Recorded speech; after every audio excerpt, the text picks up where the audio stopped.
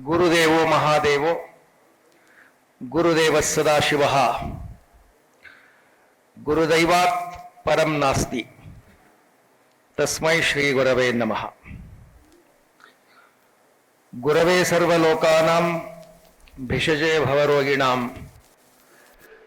ನಿಧಯೇ ಸರ್ವವಿದ್ಯಾನಾಂ ದಕ್ಷಿಣಾಮೂರ್ತಯೇ ನಮಃ. ಜಗನ್ನಿಯಾಮಕರಾದಂತಹ ಪಾರ್ವತಿ ಪರಮೇಶ್ವರರ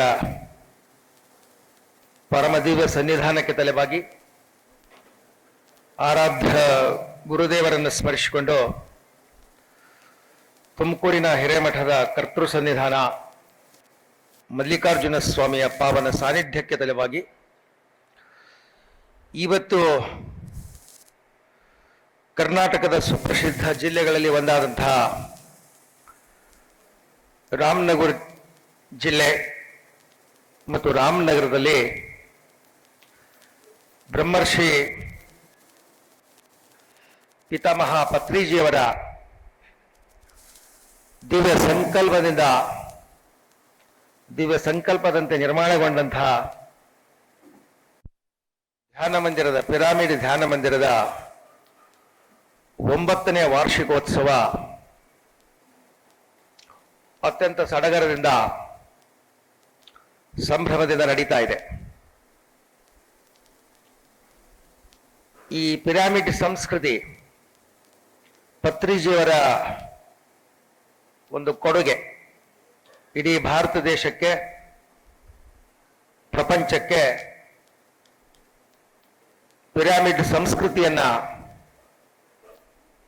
ಬಹಳ ದೊಡ್ಡ ಪ್ರಮಾಣದಲ್ಲಿ ಹಂಚಬೇಕು ಅಂತ ತೀರ್ಮಾನ ಮಾಡಿ ಆ ದಿಶೆಯಲ್ಲಿ ಅಂಗದ ಹೆಜ್ಜೆಯನ್ನಿಟ್ಟು ಈ ಒಂದು ಮಹಾಮಣಿ ಹಕ್ಕೆ ಹೆಗಲು ಕೊಟ್ಟು ಈ ಕಾರ್ಯವನ್ನ ಪರಮ ಪೂಜ್ಯ ಪತ್ರಿಜಿಯವರು ಪ್ರಾರಂಭಿಸಿದರು. ಸೊ ಆ ಒಂದು ಸಂಸ್ಕೃತಿ ಇವತ್ತು ವಿಶ್ವದಾದ್ಯಂತ ತನ್ನನ್ನು ತಾನು ವಿಸ್ತರಿಸಿಕೊಂಡು ಬೆಳೀತಾ ಇದೆ. ಇದೊಂದು ಜಗತ್ತು, ಇದು ಧ್ಯಾನ ಜಗತ್ತು, ಇದು ಪಿರಾಮಿಡ್ ಜಗತ್ತು, ಇದು ಸಸ್ಯಾಹಾರಿ ಜಗತ್ತು.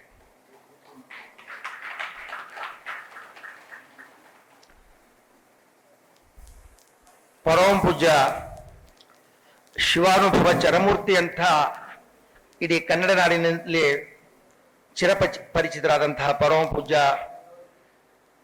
ಶಿವರುದ್ರ ಬೇಲಿ ಮಠದ ಶಿವರುದ್ರ ಮಹಾಸ್ವಾಮಿಗಳು ಈಗಾಗಲೇ ತುಂಬಾ ಆಪ್ತವಾದ ಚಿಂತನೆಗಳನ್ನು ಹಂಚಿಕೊಂಡಿದ್ದಾರೆ. ಅವರು ಈಗ ತಾನೇ ನಮಗೆ ಹೇಳ್ತಾ ಇದ್ರು, ನಾನು 11 ಗಂಟೆಗೆ ಬಂದದ್ದು ತುಂಬಾ ಸಾರ್ಥಕ ಆಯಿತು. ನಾನು 1 ಗಂಟೆ ಕಾಲ ನಾದಾನುಸಂಧಾನ ಮಾಡಿದೆ. ನಾದ ಮೂಲಮಿದಂ ಜಗತ್, ಈಶಾವಾಸ್ಯಮಿದಂ ಸರ್ವಂ, ನಾದ ಮೂಲಮಿದಂ ಜಗತ್, ನಾದ ಬಿಂದು ಕಲೆ, ಈ 3 ಭಾರತೀಯ ಸಂಸ್ಕೃತಿನಲ್ಲಿ ಪರಮಾದ್ಭುತವಾದಂತಹ ಗೌರವವನ್ನು ಹೊಂದಿವೆ. ನಾದ ಬಿಂದು ಕಲಾತೀತ, ಭಗವಂತ ನಾದ ಮತ್ತು ಬಿಂದು ಕಲೆಗಳಿಗೆ ಅತೀತ. ನಾವು ಮಾನವರು ನಾದ ಬಿಂದು ಕಲೆಗಳಿಗೆ ಸೀಮಿತರು.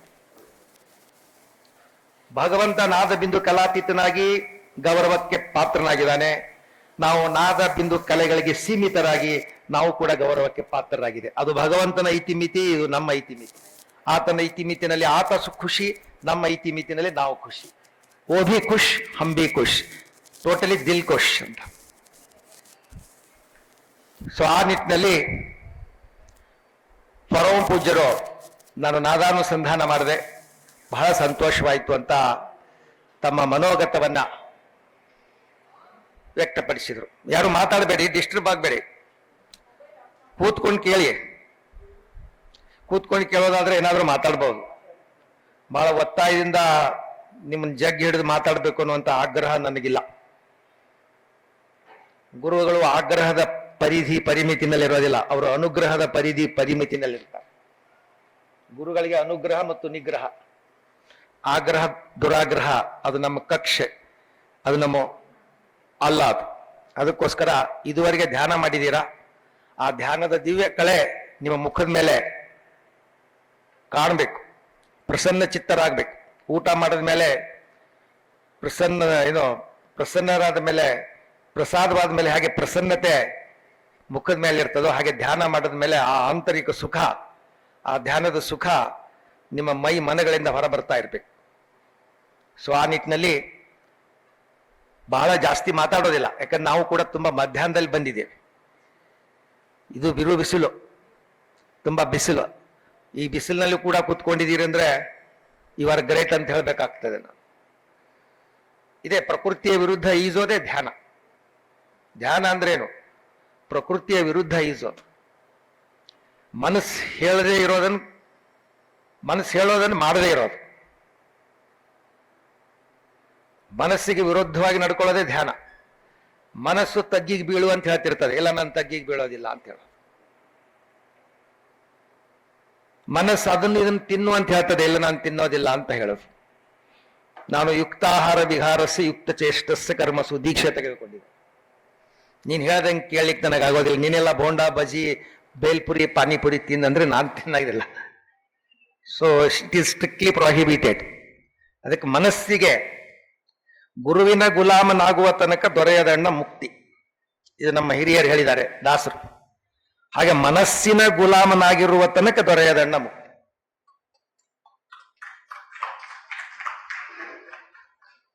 ಮನಸ್ಸಿನ ಗುಲಾಮನಾಗಿರೋ ತನಕ ಎಲ್ಲಿವರೆಗೆ ಆಗಿರ್ತೇವೆ ನಮಗೆ ಮುಕ್ತಿ ದೊರೆಯೋದಿಲ್ಲ. ಯಾಕಂದ್ರೆ ಮನಸ್ಸೇ ಹಾಗೆ. ಮನಸ್ಸಂದ್ರೆ ತುಂಬಾ ಚಂಚಲ, ನಿಮಗೆಲ್ಲ ಗೊತ್ತಿದೆ. ನಿಮ್ಮ ಮನಸ್ಸಿನ ಪರಿಚಯ ನಿಮಗಿದೆ, ಅದ್ರದ್ದೇನು ಬಯೋಡೇಟಾ ನಾನು ನಿಮಗೆ ಕೊಡಬೇಕಾಗಿಲ್ಲ. How is your mind, how is your mind set ಅನ್ನೋದು ಯು ನೋ ವೆಲ್. ಸಂಸ್ಕೃತದಲ್ಲಿ ಒಂದು ಸುಭಾಷಿತ ಇದೆ, ಮನಸ್ಸು ಹೇಗಿದೆ ಅಂತಂದ್ರೆ, ಮರ್ಕಟಸ್ಯ ಸುರಾಪಾನಂ ತಸ್ಯ ವೃಶ್ಚಿಕ ದಂಶನಂ ತನ್ಮಧ್ಯೆ ಭೂತ ಸಂಚಾರ ಯದ್ವಾ ತದ್ವಾ ಭವಿಷ್ಯತಿ. ಮನಸ್ಸು ಅಂದ್ರೆ ಮೊದಲೇ ಮಂಗ. ಮಂಗ ಅಂದ್ರೆ ಕಪಿಚೇಷ್ಟೆ ಎಲ್ಲ ಹೇಳ್ತಾರೆ. ಮೊದಲೇ ಮಂಗ, ಅದು ಮೊದಲೇ ಮಂಗ, ಅದು ಸೆರೆ ಕುಡಿದಿದೆ. ಮೊದಲೇ ಮಂಗ ಆಮೇಲೆ ಸೆರೆ ಕುಡಿದಿದೆ. ಆ ಸೆರೆ ಕುಡಿದಿದ್ದು ಸಾಲದು ಅನ್ನೋ ಹಾಗೆ ಅದಕ್ಕೊಂದು ಚೇಳು ಕಚ್ಚಿದೆ. ಮೊದಲೇ ಮಂಗ ಸೆರೆ ಕುಡಿದಿದೆ, ತಸ್ಯ ವೃಶ್ಚಿಕ ದಂಶನಂ, ಅದಕ್ಕೊಂದು ಚೇಳು ಕಚ್ಚಿದೆ. ಅದು ಸಾಲದು ಅನ್ನೋ ಹಂಗೆ ತನ್ಮಧ್ಯೆ ಭೂತ ಸಂಚಾರ, ಅದ್ರೊಂದು ದೆವ್ವ ಹೋಗಿದೆ. ಅವಾಗ ಏನಾಗುತ್ತೆ ಪರಿಸ್ಥಿತಿ ಅಂದ್ರೆ, ತನ್ಮಧ್ಯೆ ಭೂತ ಸಂಚಾರ ಯದ್ವಾ ತದ್ವಾ ಭವಿಷ್ಯತಿ. ಏನಾಗುತ್ತೆ ಅನ್ನೋದನ್ನ ನಾವು ಡಿಫೈನ್ ಮಾಡಲಿಕ್ಕೆ ಆಗೋದಿಲ್ಲ. ಸೊ ಇಂಥ ಮನಸ್ಸನ್ನ ಹತೋಟಿಗೆ ತೆಗೆದುಕೊಂಬರೋದಿದೆ ಇದೆಯಲ್ಲ, ಅದೇ ಧ್ಯಾನ. ಚಂಚಲವಾದಂತಹ ಮನಸ್ಸಿಗೆ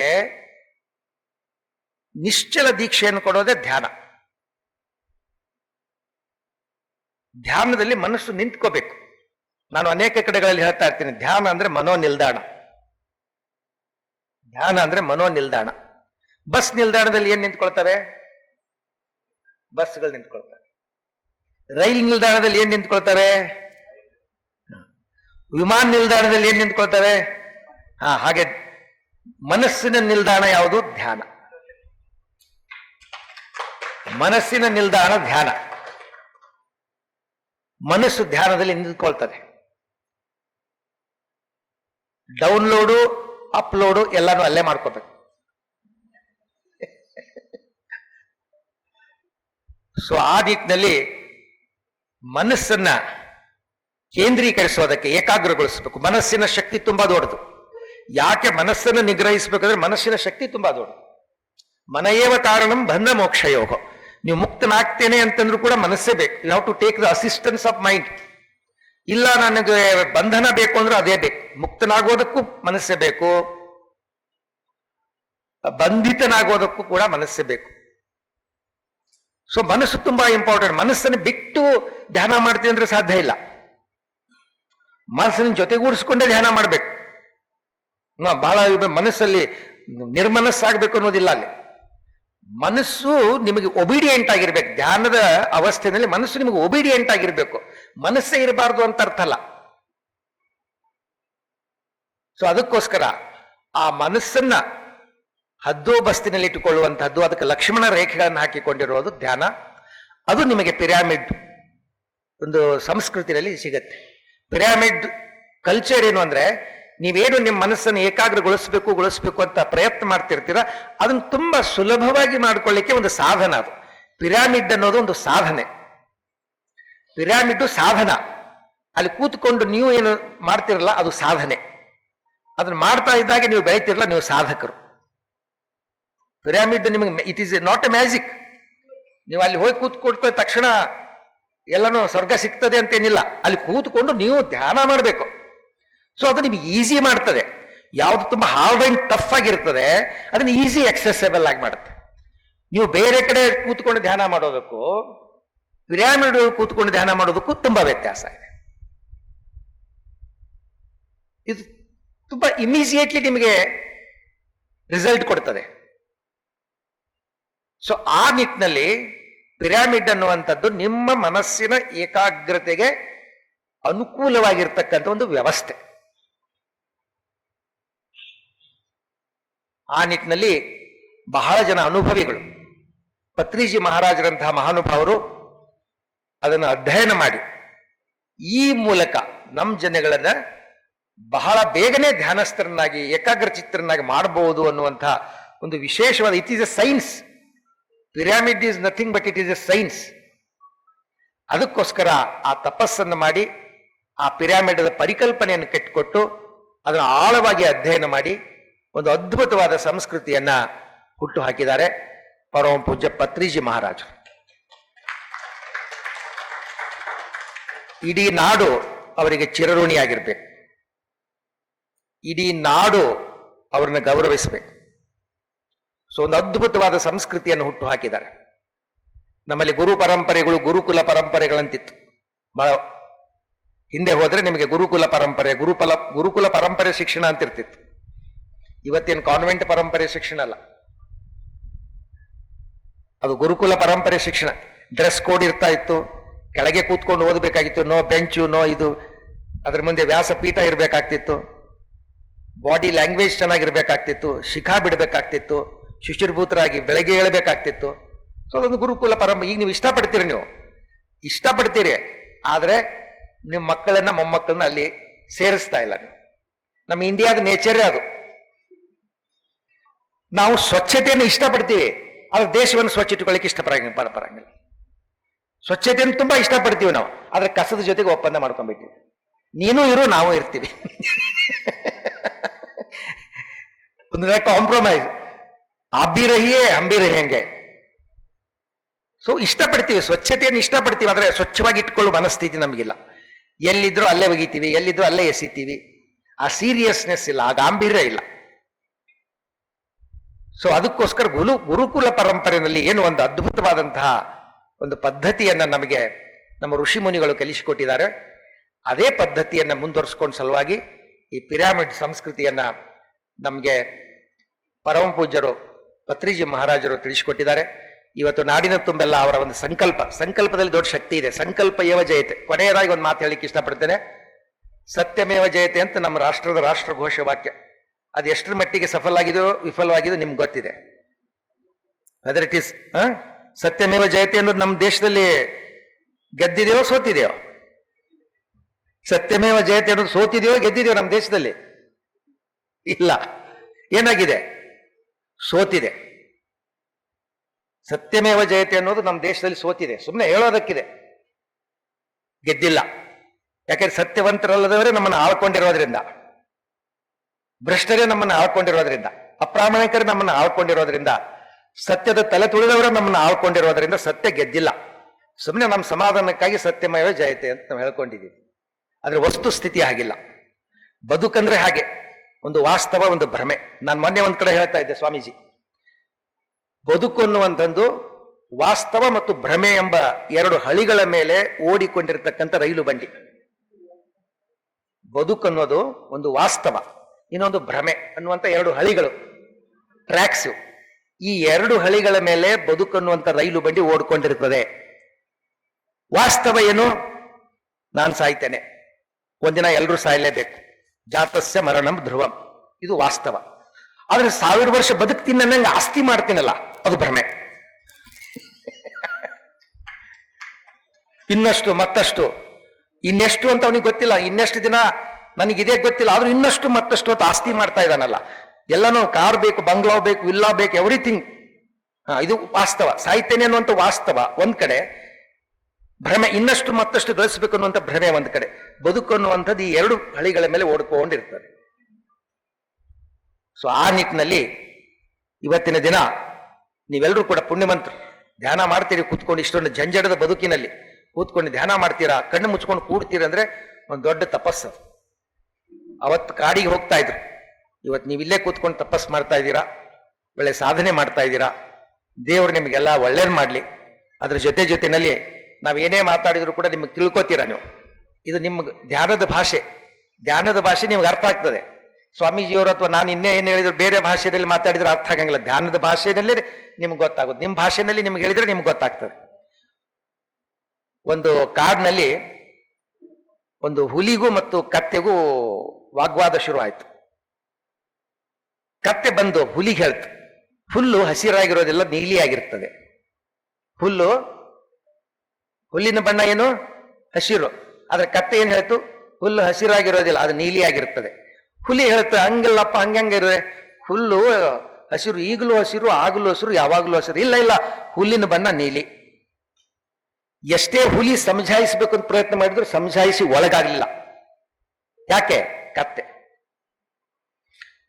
ಸೊ ಕತ್ತೆ ಹೇಳ್ತು, ಕಾಡಿನ ರಾಜ ಸಿಂಹದ ಹತ್ರ ಹೋಗೋಣ, ಅದೇ ನಮಗೆ ನಿರ್ಣಯ ಕೊಡ್ಲಿ, ಹುಲ್ಲಿನ ಬಣ್ಣ ನೀಲಿನೋ ಹಸಿರು ಅಂತ. ಆಯ್ತು, ಅನ್ಯಥಾ ಶರಣಂ ನಾಸ್ತಿ ತ್ವಮೇವ ಶರಣಂ ಮಮ ಅಂತ ಎರಡು ಕಾಡಿನ ರಾಜನಾದಂತ ಶಿವನ ಹತ್ರ ಹೋದು. ಅವಾಗ ಕತ್ತೆ ಹೋಗಿ ಹೇಳ್ಬಿಡ್ತು, ನೋಡಿ ಹುಲ್ಲಿನ ಬಣ್ಣ ನೀಲಿ ನೀಲಿ ಅಂತ ನಾನು ಹೇಳ್ತಾ ಇದ್ದೀನಿ, ಹುಲಿ ಕೇಳ್ತಾನೆ ಇಲ್ಲ. ನಾನು ಎಷ್ಟು ಕನ್ವಿನ್ಸ್ ಮಾಡ್ಬೇಕಂತ ಹೇಳ್ತಾ ಇದ್ದೀನಿ, ಕೇಳ್ತಾನೆ ಇಲ್ಲ. ನೀವಾದ್ರೂ ಹೇಳಿ ಹುಲ್ಲಿನ ಬಣ್ಣ ನೀಲಿ ಅಂತ ಹೇಳಿ ಇದಕ್ಕೆ ಕನ್ವಿನ್ಸ್ ಮಾಡಿ ಅಂತ. ಆವಾಗ ಶಿವ ಮತ್ತೊಂದು ಮಾತಾಡ್ಲಿಲ್ಲ. ಹುಲ್ಲಿನ ಬಣ್ಣ ಹಸಿರಲ್ಲ ನೀಲಿ, ಹುಲ್ಲಿನ ಬಣ್ಣ ಹಸಿರಲ್ಲ ನೀಲಿ. ಕತ್ತೆ ಹೇಳಿದ್ದೆ ಸರಿ, ನೀನ್ ಹೇಳಿದ್ ತಪ್ಪು.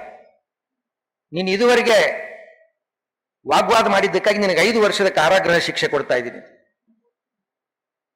5 ವರ್ಷದ ಕಾರಾಗೃಹದ ಶಿಕ್ಷೆ ಕೊಡ್ತೀನಿ. ಕತ್ತೆಗೆ ಖುಷಿನೇ ಖುಷಿ. ಹುಲಿ ಸ್ಟ್ಯಾಂಡ್ ಪಾಯಿಂಟ್ ಬಿದ್ದು ಹೋಯ್ತು, ನಂದು ಗೆತ್ತು ಅಂತ ಕತ್ತೆ ಕುಣಿದಾಡ್ತಾ ಕುಣಿತ ತೀರ್ಪು ನನ್ನ ಪರವಾಗಿ ಬಂತು ಅಂತ ಹೋಯ್ತು, ಹೊರಟೋಯ್ತು. ಅವಾಗ ಹುಲಿ ಕಾಡಿಗೆ ರಾಜನೇ ಕೇಳ್ತದೆ, ಅಲ್ಲ ಸಿಂಹ ಮಹಾರಾಜರೇ, ಹುಲ್ಲಿನ ಬಣ್ಣ ಹಸಿರು ತಾನೆ? ಹೌದು ಹಸಿರು. ಮತ್ತೆ ಅದು ನೀಲಿ ಅಂತ ಹೇಳಿದೆ, ಹೂ ಅಂದ್ರಲ್ಲ ನೀವು. ಕತ್ತೆ ಹುಲ್ಲಿನ ಬಣ್ಣ ನೀಲಿ ಅಂದ್ರೆ ನೀವು ಹೂ ಅಂದ್ರಿ ಅಷ್ಟೇ ಅಲ್ಲ, ನನಗೆ 5 ವರ್ಷ ಕಾರಾಗೃಹ ಶಿಕ್ಷೆ ಕೊಟ್ರಿ, ಯಾಕೆ ಅಂತ. ನಾನು ಕಾರಾಗೃಹ ಶಿಕ್ಷೆ ಕೊಟ್ಟಿದ್ದು ಹುಲ್ಲಿನ ಬಣ್ಣ ನೀನು ಹಸಿರು ಅಂತ ಹೇಳಿದ್ದಕ್ಕಲ್ಲ, ಆ ಕತ್ತೆ ಜೊತೆ ವಾದ ಮಾಡ್ದಲ್ಲ ನೀನು, ಅದಕ್ಕೆ ಹೇಳ್ತ.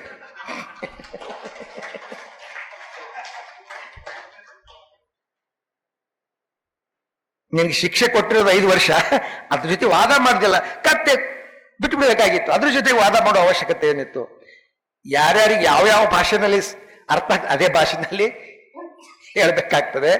ಅದಕ್ಕೋಸ್ಕರ ನೀವೆಲ್ಲರೂ ಕೂಡ ಧ್ಯಾನದ ಭಾಷೆಯನ್ನು ಕಲ್ತಿದ್ದೀರ. ಧ್ಯಾನ ಅಂದ್ರೆ ಏಕಾಗ್ರಗೊಳ್ಳೋದು. ಬುರಾ ಮತ್ ಸೋನೋ, ಬುರಾ ಮತ್ ದೇಖೋ, ಬುರಾ ಮತ್ ಕಹೋ. ಅಷ್ಟೇ ಅಲ್ಲ, ಬುರಾ ಮತ್ ಸೋಚೋ. ಕೆಟ್ಟದ್ದನ್ನು ಕೇಳೋದಿಲ್ಲ, ಕೆಟ್ಟದ್ದನ್ನು ನೋಡೋದಿಲ್ಲ, ಕೆಟ್ಟದ್ದನ್ನು ಮಾತಾಡೋದಿಲ್ಲ. ಬಸವಣ್ಣವ್ರು ಹೇಳಿದ್ರಲ್ಲ, ಮತ್ತೊಂದು ಕೇಳದಂತೆ ಕ್ಯೂಡನ ಮಾಡಯ್ಯತ್ತಂದೆ, ಮತ್ತೊಂದ ನೋಡದಂತೆ ಕುರುಡನ ಮಾಡಯ್ಯತ್ತಂದೆ, ಮತ್ತೊಂದು ಕೆಲಸದಂತೆ ಕುಂಟನ ಮಾಡ ಹೆಳವನ ಮಾಡಯ್ಯತ್ತಂದೆ ಅಂತ. ಹಾಗೆ ಧ್ಯಾನದಲ್ಲಿ ಬುರಾ ಮತ್ ಸೋಚನ, ಬುರಾ ಮತ್ ದೇಖನ, ಬುರಾ ಮತ್ ಕಹನ, ಬುರಾ ಮತ್ ಸುನನ, ಇದಕ್ಕೆಲ್ಲಾ ಫಂಡಾಮೆಂಟಲ್. ಈ 3ಕ್ಕೂ ತೀನ್ ಬಂದರ ಕಹಾನಿ ಇದೆಯಲ್ಲ, ಈ 3ಕ್ಕೂ ಫಂಡಾಮೆಂಟಲ್ ಯಾವುದು? ಕೆಟ್ಟದನ್ನು ಯೋಚನೆ ಮಾಡೋದು. ಯಾವಾಗ ಕೆಟ್ಟದನ್ನು ಯೋಚನೆ ಮಾಡ್ತೀಯಾ ಅವಾಗ ಕೆಟ್ಟದನ್ನು ನೋಡ್ತೀಯಾ, ಕೆಟ್ಟದನ್ನು ಮಾತಾಡ್ತೀಯಾ, ಕೆಟ್ಟದನ್ನು ಕೇಳ್ತೀಯ. ಅದಕ್ಕೆ ಈ ಧ್ಯಾನ ಅನ್ನುವಂಥದ್ದು, ಈ ಬುರಾ ಸೋಚನ್ ಇದೆಯಲ್ಲ, ಸೋಚನ, ಅದಕ್ಕೆ ಕಡಿವಾಣ ಹಾಕ್ತಾರೆ. ಅಂತಹ ವ್ಯವಸ್ಥೆ ಧ್ಯಾನ ವ್ಯವಸ್ಥೆ. ನಿತ್ಯದಲ್ಲೂ ಧ್ಯಾನ ಮಾಡಿ, ಅದ್ರ ಜೊತೆಗೆ ಸಸ್ಯಾಹಾರ ಇದನ್ನು ಪ್ರಮೋಟ್ ಮಾಡ್ತಾ ಇದ್ದಾರೆ. ಇವಾಗ ನಮ್ಮ ಇಂಡಿಯಾದಾಗಿಂತಲೂ ಇದನ್ನ ಅಮೆರಿಕಾದಲ್ಲಿ ಇದೊಂದು ಮೂವ್ಮೆಂಟ್ ಆಗಿ ಆಂದೋಲನ ಆಗಿ ತಗೊಂಡಿದ್ದಾರೆ. ವೆಸ್ಟರ್ನ್ ಕಂಟ್ರೀಸ್ ನಲ್ಲಿ ಇದು ಒಂದು ಆಂದೋಲನ ಆಗಿ ತಗೊಂಡಿದ್ದಾರೆ. ಲಾಸ್ ವೆಗಾಸ್ ಈಗಾಸ್ನಲ್ಲಿ ಇದೊಂದು ಆಂದೋಲನ ಆಗಿ ಅವರು ಶುರು ಮಾಡಿದ್ದಾರೆ. ಎಲ್ಲರೂ ಸಸ್ಯಾಹಾರಿಗಳಾಗಿ, ಸಸ್ಯಾಹಾರ ಸಹಜಾಹಾರ, ಸಸ್ಯಾಹಾರ ಸಹಜ ಆಹಾರ. ಆಹಾರದಲ್ಲಿ 3 ಪ್ರಕಾರ. ನಮ್ಮಲ್ಲಿ 3 ಗುಣಗಳಿವೆ, ಸತ್ವ ರಜ ತಮ ಅಂತ 3 ಗುಣಗಳಿವೆ. ಸತ್ವ ಗುಣ ಪ್ರಧಾನವಾಗಿದ್ದವರಿಗೆ ಸಾತ್ವಿಕರು ಅಂತೀವಿ, ರಜೋಗುಣ ಪ್ರಧಾನವಾಗಿದ್ದವರಿಗೆ ರಾಜಸಿಕರು ಅಂತೀವಿ, ತಮೋ ಗುಣ ಪ್ರಧಾನವಾಗಿದ್ದವರಿಗೆ ತಾಮಸಿಕರು ಅಂತೀವಿ. ಸಾತ್ವಿಕರು ಕಂದ ಮೂಲಗಳನ್ನು ತಿಳ್ಕೊಳ್ತಿರ್ತಾರೆ, ಅಂದ್ರೆ ಓನ್ಲಿ ರಾ ಫುಡ್. ರಾಜಸಿಕರು ಬಾಯ್ಲ್ಡ್ ಫುಡ್, ಬೇಯಿಸಿರುವ ಪದಾರ್ಥ, ಹಾಲು ಗೀಲು ಇಂಥವೆಲ್ಲ ಬೇಯಿಸಿರುವಂಥದ್ದು ಬಾಯ್ಲ್ಡ್ ಫುಡ್, ಇದು ರಾಜಸಿಕ. ಫ್ರೈಡ್ ಫುಡ್ ಏನಿದೆಯಲ್ಲ, ಕರೆದದ್ದು ಅದು ತಾಮಸಿಕ ಆಹಾರ. Fried food, boiled food and dry fruits ಇದೇನಿದೆಯಲ್ಲ, ಇದೆಲ್ಲ ಸಾತ್ವಿಕ. ನಾವು ಎಂಥ ಆಹಾರವನ್ನು ತಗೊಳ್ತೀವಿ ಅಂಥ ಮನಸ್ಥಿತಿ ನಮ್ದಾಗ್ತದೆ. ಜೈಸ ಅನ್ ವೈಸ ಮನ್, ಜೈಸ ಅನ್ ವೈಸ ಮನ್.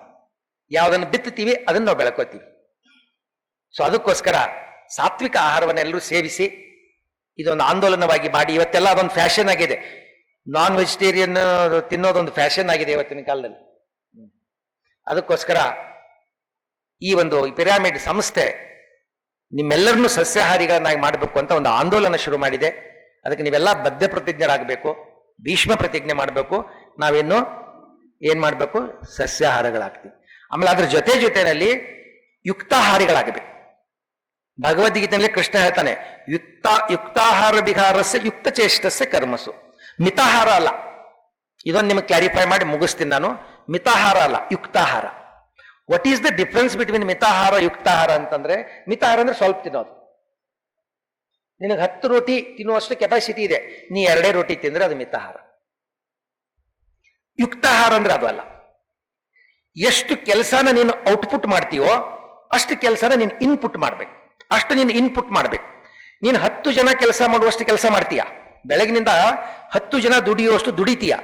ನೀನು 2 ಜನ ಊಟ ಮಾಡುವಷ್ಟು ಊಟ ಮಾಡ್ತೀಯ, ಅದು ಯುಕ್ತಾಹಾರ ಅಲ್ಲ. 10 ಜನ ಊಟ ಮಾಡುವಷ್ಟು ಊಟ ಮಾಡ್ತೀಯ, ಆದ್ರೆ 2 ದುಡಿಯುವಷ್ಟು ಕೂಡ ನೀವು ದುಡಿತಾ ಇಲ್ಲ, ಅದು ಯುಕ್ತಾಹಾರ ಅಲ್ಲ. ಎಷ್ಟು ನೀನು ಇನ್ಪುಟ್ ಮಾಡ್ಕೋತೀಯೋ ಅಷ್ಟು ನಿನ್ ಕೆಲಸ ಔಟ್ಪುಟ್ ಬರ್ಬೇಕು. ವಿಶ್ವೇಶ್ವರಯ್ಯನವ್ರ ಹತ್ರ, ಮೋಕ್ಷಗುಂಡಂ ವಿಶ್ವೇಶ್ವರಯ್ಯನ ಹತ್ರ ಅವರಲ್ಲಿ ಒಂದು ಸಭೆ ಮಾಡ್ತಾರೆ. ಮುದ್ದೇನಹಳ್ಳಿನಲ್ಲಿ ಒಂದು ಸಭೆ ಆಗುತ್ತೆ. ಅವರು ಮೈಸೂರು ದಿವಾನರಾದ್ಮೇಲೆ ಒಂದು ಸಭೆ ಮಾಡ್ತಾರೆ. ಸಭಾ ಕಾರ್ಯಕ್ರಮ ಮುಗಿತಾ ಇರ್ತದೆ. ಒಬ್ರು ಯಜಮಾನ್ರು ಬರ್ತಾರೆ. ಆ ಯಜಮಾನ್ರ ಜೊತೆಗೆ ಒಬ್ರು ದೊಡ್ಡ 120 kg ತೂಗ್ತಾ ಇರ್ತಾನೆ ಅವನ ವ್ಯಕ್ತಿ. ಒಬ್ಬ 120 kg ತೂಗ್ತಿರ್ತಾನೆ. ಆವಾಗ ವಿಶ್ವೇಶ್ವರಯ್ಯನವರಿಗೆ ಆ ಯಜಮಾನ್ರು ಪರಿಚಯ ಮಾಡ್ತಾರೆ. ಇವನಿದ್ದಾನಲ್ಲ, ಇವನು ಒಂದ್ಸಲ ಊಟಕ್ಕೆ ಕೂತ್ಕೊಂಡ್ರೆ 8 ಜನ ತಿನ್ನುವಷ್ಟು ಅನ್ನ ತಿಂದು ಹಾಕ್ತಾನೆ. ಇವನು ಒಂದ್ಸಲ ಊಟಕ್ಕೆ ಕೂತ್ಕೊಂಡ್ರೆ 8 ಜನ ತಿನ್ನುವಷ್ಟು ಅನ್ನ ತಿಂದು ಹೋಗ್ತಾನೆ ಅಂತ. ಅವಾಗ ವಿಶ್ವೇಶ್ವರಯ್ಯನ ಹೇಳ್ತಾರೆ, ಯಜಮಾನ್ರೆ ನೀವು ನನ್ಕಿಂತಲೂ ಹಿರಿಯರು, ನಿಮ್ಗೆ ತುಂಬಾ ನನಗೆ ಗೌರವ ಇದೆ, ಆದ್ರೆ ನಿಮ್ಮ ಈ ಮಾತನ್ನ ನಾನು ಒಪ್ಕೊಳ್ಳೋದಿಲ್ಲ. ಯಾಕೆ? ನನ್ನ ದೃಷ್ಟಿನಲ್ಲಿ 8 ಜನ ತಿನ್ನುವಷ್ಟು ಅನ್ನ ಇವನ್ ತಿಂದ್ರೆ ಇವನ್ ದೊಡ್ಡ ವ್ಯಕ್ತಿ ಅಲ್ಲ, 8 ಜನ ಕೆಲಸ ಮಾಡುವಷ್ಟು ಇವನ್ ಕೆಲಸ ಮಾಡ್ತಾನೆ ಅಂದ್ರೆ ಇವನ್ ನನಗೆ ದೊಡ್ಡ ವ್ಯಕ್ತಿಯಾಗಿ ಕಾಣ್ತಾ ಇದ್ದ. ಇವನು ಅಮೇಜಿಂಗ್ ಪರ್ಸನ್ ಅಲ್ಲ, ಇವಾಗ ಡ್ಯಾಮೇಜಿಂಗ್ ಪರ್ಸನ್. ಇವನು is not an amazing person, is A damaging person. ಅದಕ್ಕೋಸ್ಕರ ಯುಕ್ತಾಹಾರ ಅಂದ್ರೆ ಹೌ ಮಚ್ ನಿಮಗೆ ಸಾಧ್ಯದ ಅಷ್ಟು ಒಳಗೆ ತಗೊಳ್ಳೋದು, ಅಷ್ಟು ಇನ್ಪುಟ್ ಮಾಡೋದು. ಔಟ್ಪುಟ್ ಅಂಡ್ ಇನ್ಪುಟ್ ಲೆವೆಲ್ ಆಗಿದೆ, ಅದು ಯುಕ್ತಾಹಾರ. ಅದಕ್ಕೆ ನೋಡಿ ಭಗವದ್ಗೀತೆಯಲ್ಲಿ Krishna, he was A philosopher, ಅವನೊಬ್ಬ ಸೈಂಟಿಸ್ಟ್ ಅವನು. ಅದಕ್ಕೆ ಯುಕ್ತಾಹಾರ ವಿಹಾರಸ್ಯ ಯುಕ್ತ ಚೇಷ್ಟಸ್ಯ ಕರ್ಮಸು. ಆಮೇಲೆ ಇನ್ನೊಂದು ಫಿಲಾಸಫಿ ಹೇಳ್ದ, ಮಾ ಕುರು ಕರ್ಮಣ್ಯೇವಾಧಿಕಾರಸ್ಥೆ ಮಾ ಫಲೇಶು ಕದಾಚನ. ಇವತ್ತು ಬಹಳ ಅದ್ಭುತವಾದಂತಹ ಓಡ್ತಾ ಇರೋ ಟೆಂಡೆನ್ಸಿ, ನೀವು ಕೆಲಸ ಮಾಡಿ ಅದರ ಫಲಾಸಕ್ತಿ ಬೇಡ, ಆ ಕೆಲಸದಲ್ಲಿ ಆಸಕ್ತಿ ಇರಲಿ, ಫಲಾಸಕ್ತಿ ಬೇಡ. ಕರ್ಮಣ್ಯೇವಾಧಿಕಾರ ಮಾ ಫಲೇಶು. ಇವತ್ತೆಲ್ಲ ತಂದೆ ತಾಯಿಗಳಿಗೆ ಇದು ತುಂಬಾನೇ ಅಪ್ಲಿಕೇಬಲ್ ಆಗುವಂತ ಫಿಲಾಸಫಿ ಇದು. ನಿಮ್ಮ ಮಕ್ಕಳನ್ನೆಲ್ಲ ನೀವು ಓದಿಸ್ತೀರಾ, ಅವ್ರನ್ನ ಫಾರಿನ್ ಕಳಿಸ್ತೀರಾ, ಆದ್ರೆ ಅಲ್ಲಿ ವಾಪಸ್ ಬರೋದೇ ಇಲ್ಲ, ಅವ್ರು ಅಲ್ಲೇ ಇದ್ದು ಬಿಟ್ಟಿದ್ದಾರೆ. ಇವತ್ತೆಲ್ಲ ನ್ಯಾನೋ ಕುಟುಂಬಗಳು. ಇವತ್ತು ಎಷ್ಟೋ ಜನ ಪೇರೆಂಟ್ಸ್ ಜೊತೆಗೆ ಅವ್ರ ಮಕ್ಕಳಿಲ್ಲ, ಎಲ್ಲ ಹೊರಗೆ ಹೋಗಿದ್ದಾರೆ. ಸೊ ಇದು ಕಲ್ಚರು ನಮ್ದು ಉಳಿಬೇಕು ಅಂತಂದ್ರೆ ಮಕ್ಕಳಿಗೆ ಒಳ್ಳೆ ಸಂಸ್ಕಾರ ಕೊಡಬೇಕು. ಆಮೇಲೆ ಮಕ್ಕಳನ್ನ ಇವತ್ತು ತುಂಬಾ ನ್ಯಾನೋ ಫ್ಯಾಮಿಲೀಸ್, ಮೈಕ್ರೋ ಫ್ಯಾಮಿಲೀಸ್ ಆಗಿದೆ. ಮೊದಲು 8-10 ಜನ ಮಕ್ಕಳು ಇರ್ತಾ ಇದ್ರು. ನೋಡಿ ಅವ್ರು ಬುದ್ಧಿವಂತರು. ಅವರು ಒಬ್ಬರಿಬ್ರು ಕೈ ಕೊಟ್ಟರು, ಇನ್ನೊಬ್ನಾದ್ರೂ ಕಾಯ್ತಾ ಇದ್ದ. ಈಗ ಒಬ್ಬ ಕೈ ಕೊಟ್ಟನಂದ್ರೆ ಶಿವಮ್ಮ ಮುಗಿದೋಯ್ತು ಕೆಲಸ. ನಿಮ್ಮ ಮಕ್ಕಳನ್ನೇ ನೀವು ಸೋಷಿಯಲ್ ಸ್ಟೇಟಸ್ ಮಾಡ್ಕೊಂಡ್ಬಿಟ್ಟಿದ್ದೀರ. ಎಲ್ಲದ ನಿಮ್ಮ ಮಗ? ನಮ್ಮ ಮಗ ಜರ್ಮನಿ ಒಳಗಿದ್ದಾನೆ, ನಮ್ಮ ಮಗಳು ಕ್ಯಾಲಿಫೋರ್ನಿಯಾದೊಳಗಿದ್ದಾಳೆ. ಎಷ್ಟು ಮಕ್ಕಳು? 2 ಮಕ್ಕಳು. ಅಂದ್ರೆ ಒಬ್ರು ಕ್ಯಾಲಿಫೋರ್ನಿಯಾದಾಗಿದ್ದಾಳೆ, ಇನ್ನೊಬ್ರು ಜರ್ಮನಿ. ನಿಮ್ ಜೊತೆಗೆ ಯಾರದಾರ? ನಾನು ನಮ್ಮ ಮನೆಯವರಿಬ್ರೆ. ಸೊ ಇದು ಆಗ್ತಾ ಇದೆ. ಅದಕ್ಕೋಸ್ಕರ ಇವತ್ತು ನಾವು ತಿಳ್ಕೊಂಡಿವಿ, ನಾವು ಬಹಳ ಬುದ್ಧಿವಂತರು, ಬಹಳ ಇಂಟೆಲೆಕ್ಚುವಲ್ಸ್ ಅಂತ. ನಮ್ಗಿಂತ ನಮ್ಮ ಹಿರಿಯರು ಏನಿದ್ರು ಅವರು ಇಂಟೆಲೆಕ್ಚುವಲ್ಸ್. ಸೊ ಆ ನಿಟ್ಟಿನಲ್ಲಿ ಇವತ್ತಿನ ದಿನ 9ನೇ ವಾರ್ಷಿಕ, ಆಗಲೇ ಸ್ವಾಮೀಜಿಯವರು ತುಂಬಾ ಚೆನ್ನಾಗಿ ಹೇಳಿದ್ರು, 9ಕ್ಕಿರ್ತಕ್ಕಂಥ ಒಂದು ಏನು ಸ್ಪೆಷಾಲಿಟಿ ಏನಿದೆ ಅದು ಯಾವ ಅಂಕಿನಲ್ಲೂ ಇಲ್ಲ. ಅದಕ್ಕೆ ಈವಾಗ ಈ ಧ್ಯಾನ ಮಂದಿರ ನಮ್ಮ ಕೃಷ್ಣಪ್ಪನವರು ಬಹಳ ಒಂಥರ ಜಂಗಮ, ಯಾವಾಗಲೂ ತಿರುಗಾಡ್ಕೊಂಡೇ ಇರ್ತಾರೋ. ಅವ್ರು ಒಂದ್ ಕಡೆ ನಿಂತಿದ್ದು ನಾನೇ ನೋಡಿಲ್ಲ. ನಾನು ಇತ್ತೀಚೆಗೆ ಭೇಟಿಯಾಗಿದೆ, ನೀವಂಗ್ರು ಅವಾಗಲಿಂದ ನೋಡ್ಕೊತ ಇದ್ದೀರಾ. ಎಲ್ಲ ಕಡೆಗೂ ಕೂಡ ಅಡ್ಡಾಡ್ತಾ ಇರ್ತಾರೆ. ಅವ್ರು ಹೆಂಗ್ ಕಾಣ್ತಾರೆ ನಿಮಗೆ? ಪತ್ರಿಜಿಯವರೇ ಹೆಂಗ್ ಕಾಣ್ತಾರೆ ಅವರು? ನಾನು ಬಹಳ ಸಲ ಕನ್ಫ್ಯೂಸ್ ಆಗಿದ್ದೀನಿ. ನೀವು ಸಹ ಧ್ಯಾನ ಜ್ಞಾನ ಪ್ರಚಾರ ಮಾಡಬೇಕೆಂದರೆ ಲಕ್ಷಾಂತರ ಜನಕ್ಕೆ ಪ್ರತಿಕ್ಷಣ ಸತ್ಯ ದರ್ಶನವನ್ನು ನೀಡುತ್ತಿರುವ PMC ಕನ್ನಡ ಚಾನೆಲ್ಗೆ ದೇಣಿಗೆ ನೀಡಿ ಸಹಾಯ ಮಾಡಿ. Kannada pyramid meditation channel foundation. ಪತ್ರಿಜಿಯವರು ಇಲ್ಲ ಅಂತಲ್ಲ, ಈಗ ಇವರಲ್ಲೇ ಇದ್ದಾರೆ ಅವರು, ಇವರಲ್ಲೇ ಇದ್ದಾರೆ. ಪಾಪ ಕೃಷ್ಣಪ್ಪನವರು ಊರು ಅಲ್ದು ಇದೆಲ್ಲ ಪಿರಾಮಿಡ್ ಸಂಸ್ಕೃತಿಯನ್ನ, ಅದೇನ್ ಪತ್ರಿಜಿ ಮಹಾರಾಜರ ಸಂಕಲ್ಪ ಇತ್ತು, ಪ್ರತಿ ಊರಿನಲ್ಲಿ ಪ್ರತಿ ಹಳ್ಳಿನಲ್ಲಿ ಪಿರಾಮಿಡ್ ಇರಬೇಕು, ಜನರು ಧ್ಯಾನ ಮಾಡಬೇಕು ಅನ್ನುವಂಥದ್ದೇ ಆ ಮಿಷನ್ನಿಗೆ ತಲೆ ಕೊಟ್ಟು ಓಡಾಡ್ತಾ ಇದ್ದಾರೆ. ಮೊನ್ನೆ ಬಿಡಿ ಒಂದ್ 2-3 ತಿಂಗಳಿಂದ ನನ್ನ ಬುದ್ಧಿ, ನಾನು ಇದಕ್ಕೆ ಹೋಗಿದ್ದೆ ಬಳ್ಳಾರಿಗೆ. ಅಲ್ಲೇ ಕೂಡ ಸಿಕ್ಕಾಪಟ್ಟೆ ಬಿಸಿಲು. ಬೀಚಿಯವ್ರು ಹೇಳ್ತಾರೆ 2 ಕಾಲ ಅಂತಲ್ಲಿ, ಒಂದು ಅತಿ ಬಿಸಿಲು, ಒಂದು ಬಿಸಿಲು ಕಾಲ. ಬೇಸಿಗೆ ಬಳ್ಳಾರಿನಲ್ಲಿ 2 ಕಾಲ, ಒಂದು ಅತಿ ಬಿಸಿಲು, ಒಂದು ಬಿಸಿಲು ಕಾಲ ಅಂತ. ಅಂಥ ಬಳ್ಳಾರಿನಲ್ಲಿ 200 and ಸಮಥಿಂಗ್ ಪಿರಾಮಿಡ್, 250 ಅಂತ ಬಳ್ಳಾರಿ ಅಂತ ಬಿಸಿಲು ನಾಡಿನಲ್ಲಿ 220ಕ್ಕಿಂತಲೂ ಹೆಚ್ಚು ಪಿರಾಮಿಡ್ ಧ್ಯಾನ ಕೇಂದ್ರಗಳಿದೆ ಅಂದ್ರೆ ನೀವು ಯೋಚನೆ ಮಾಡಬೇಕು. ಕೃಷ್ಣಪ್ಪನವರ ಶ್ರಮ, ಅವರ ಒಂದು ಓಡಾಟ ನೋಡಿ ಬಹಳ ಖುಷಿ ಆಗುತ್ತೆ. ಈಗ ದಕ್ಷಿಣ ಕನ್ನಡದಲ್ಲಿ ಶುರು ಮಾಡ್ಕೊಂಡಿದ್ದಾರೆ ನಿರಂತರವಾಗಿ. ಅಂದ್ರೆ ದೇವರು ಆಯ್ಕೆ ಮಾಡ್ಕೋತಾನಂತೆ ಕೆಲಸ ಮಾಡೋದಕ್ಕೆ, ಇಂಥವ್ರು ನನಗೆ ಬೇಕು ಅಂತ ಅವನು ಆಯ್ಕೆ ಮಾಡ್ಕೋತಾನೆ, ಆ ಕೆಲಸ ಅವ್ರ ಕಡೆಯಿಂದ ಮಾಡಿಸ್ಕೊಳ್ತಾನೆ. ಹಾಗೆ ನಮ್ಮ ಕೃಷ್ಣಪ್ಪನವರು ಇಂಥ ಒಂದು ಅದ್ಭುತ ಕೆಲಸ ಮಾಡ್ತಾ ಇದ್ದಾರೆ. ಇವತ್ತು ನಮ್ಮನ್ನೆಲ್ಲ ಕರ್ಕೊಂಡ್ಬಂದಿದ್ದಾರೆ. ಇಲ್ಲಿ ಒಬ್ರು ನಮ್ಮ ಅನಿತಾ ಅಂತಿದ್ದಾರೆ, ನಾಗರಾಜ್ ಅಂತಿದ್ದಾರೆ, ಎಲ್ಲಿದ್ದಾರೆ ಅವರೆಲ್ಲ? ಇದ್ದಾರೆ. ಇವ್ರು ಬಂದು ನಮಗೆ ಧ್ಯಾನ ಮಾಡಿಸ್ತಾರೆ. ಇವರು ನಮ್ಮ ತಪವನಕ್ಕೆ ಬರ್ತಾರೆ ಬೆಳದಿಂಗಳ ಪೌರ್ಣಿಮೆ ದಿನ. ನಮ್ಮ ಗುರುಗಳಿದ್ದಂಗೆ ಅವರು. ವರ್ಣ ಮಾತ್ರಂ ಕಲಿಸಿದಾತಂ ಗುರು ಅಂತ ಮಾತಿದೆ ನಮ್ಮಲ್ಲಿ. ಮತ್ತೆ ನಮ್ ಕುಂದ್ಕೊಂಡು ಧ್ಯಾನ ಮಾಡಿಸ್ತಾರೆ ಅಂದ್ರೆ ಗುರು ಅಂತಾನೆ ಹೇಳಿ, ನೀವೇ ಹೇಳಿ. ಅವರು ನಮ್ಮ ನಾಗರಾಜು ಮೊನ್ನೆ ಒಂದು ಧ್ಯಾನ ಮಾಡೋದು ಪ್ರಚಾರ ಮಾಡೋದಕ್ಕಾಗಿ ಒಂದು ಟೆಂಟ್ ತಗೊಂಡ್ಬಂದಿದ್ದಾರೆ. ಅದನ್ನು ನಮ್ಮ ತಪವನದಲ್ಲೇ ಉದ್ಘಾಟನೆ ಬಂದು 1 ಗಂಟೆ 2 ಗಂಟೆ ಧ್ಯಾನ ಮಾಡಿ ಬುದ್ಧಿ ಅಂತ ನಮ್ಮ ಜೊತೆ ಕೂತ್ಕೊಂಡು ನಮಗೆ ಧ್ಯಾನ ಮಾಡಿಸ್ತಾರೆ. ಸೊ ನಮಗೆ ತುಂಬಾ ಖುಷಿ ಇದೆ. ನಮ್ಮ ತಪವನಕ್ಕೆ ನಮ್ಮ ಕೃಷ್ಣಪ್ಪನವರು ಬಂದಿದ್ದಾರೆ. ಅಲ್ಲಿ ಒಂದು ಪಿರಾಮಿಡ್ ಮಾಡೋಣ ಅಂತ ಎಲ್ಲರೂ ಸಂಕಲ್ಪ ಮಾಡಿದ್ದಾರೆ. ನನಗೆ ಸತ್ಯಮೇವ ಜಯತೆ ಅನ್ನೋದ್ರ ಮೇಲೆ ಭರವಸೆ ಇಲ್ಲ, ಸಂಕಲ್ಪ ಏವ ಜಯತೆ ಅನ್ನೋದ್ರ ಮೇಲೆ ಭರವಸೆ ಇದೆ. ಸೊ ನಾವೆಲ್ಲ ಸಂಕಲ್ಪ ಮಾಡಿದ್ದೀವಿ, ಅದು ಹಾಗೆ ಆಗತ್ತೆ ಅಂತ ತಿಳಿಸ್ತಾ ಇಂತಹ ಒಂದು ಸುಂದರ ಸಂದರ್ಭವನ್ನ ಎಲ್ಲರೂ ಅನುಭವಿಸ್ತಾ ಇದ್ದೀರಾ. ನಿಮ್ಮೆಲ್ಲರಿಗೂ ಕೂಡ ನಿಮ್ಮೆಲ್ಲರ ಅಂತರಂಗದಲ್ಲಿರತಕ್ಕಂತಹ ಚೈತನ್ಯ ಶಕ್ತಿಗೆ ನಾನು ಅನಂತ ಅಭಿನಂದನೆಗಳನ್ನು ತಿಳಿಸ್ತಾ ನಮ್ಮ ಮಾತುಗಳಿಗೆ ಪೂರ್ಣ ವಿರಾಮ ಕೊಡ್ತೇವೆ. ಶಿವಂಭೂಯ. PMCನ ಇನ್ನೂ ಸಬ್ಸ್ಕ್ರೈಬ್ ಮಾಡಿಲ್ವಾ? ಫೋನ್ ತಗೊಳ್ಳಿ, ಸಬ್ಸ್ಕ್ರೈಬ್ ಬಟನ್ ಪ್ರೆಸ್ ಮಾಡಿ. ನಿಮಗೆ ಅದು ಫ್ರೀ, ಆದರೆ ನಮಗೆ ಇನ್ನಷ್ಟು ಒಳ್ಳೆ ಕೆಲಸ ಮಾಡಲು ಅದು ತುಂಬ ಪ್ರೋತ್ಸಾಹ ನೀಡುತ್ತೆ.